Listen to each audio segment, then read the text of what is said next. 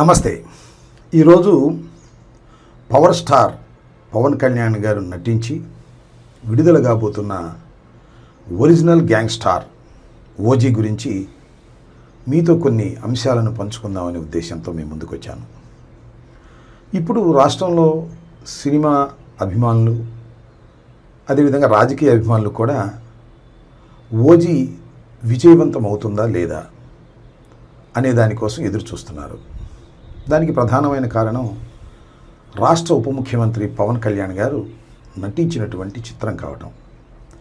దానితో పాటు ఇంతకుముందు రిలీజ్ అయినటువంటి 2 చిత్రాలు, అది బ్రో కానివ్వండి, హరిహర వీరమల్లు కానివ్వండి, అనుకున్నంత విజయాన్ని సాధించలేకపోవటం వల్ల ఈ ఒరిజినల్ గ్యాంగ్స్టార్ చాలా ప్రతిష్టాత్మకంగా తీస్తున్నటువంటి చిత్రం కాబట్టి ఇది ఏ విధంగా ఆడుతుంది అనేది అందరిలోనూ చిన్న ఉత్కంఠత ఉంది.